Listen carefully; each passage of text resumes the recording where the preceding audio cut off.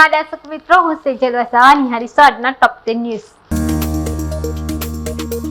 ભરૂચમાં ચડ્ડી બુક્કાની ધારી ગેંગનો આતંક, મકાન દુકાનને નિશાન બનાવી કરી ચોરી, 7થી વધુ શખ્સો સીસીટીવીમાં કેદ થયા।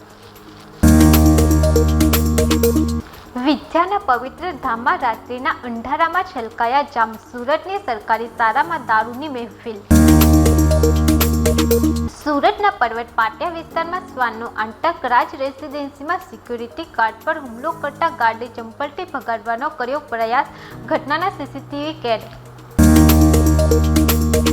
સુરતના ડિડોલી વિસ્તારમાં કાર અકસ્માત, કાર ચાલકે સ્ટીયરિંગ પરથી કાબુ ગુમાવતા કાર પલટી મારી, ઉપસ્થિત સ્થાનિક લોકોએ કાર ચાલકને રેસ્ક્યુ। વડોદરામાં કરુણ ઘટના, બસના દરવાજામાં ગળું ફસાતા 7 વર્ષીય માસૂમ બાળકનું મોત।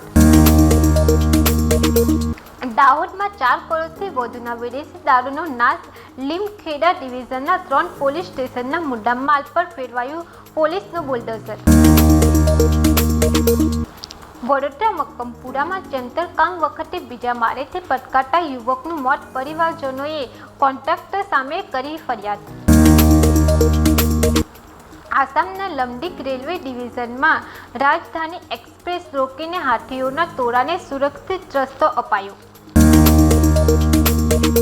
હિમાચલ પ્રદેશના પરવાનોમાં રસ્તો બેસી જતા ટ્રક નદીમાં પડતા માંડ બચી।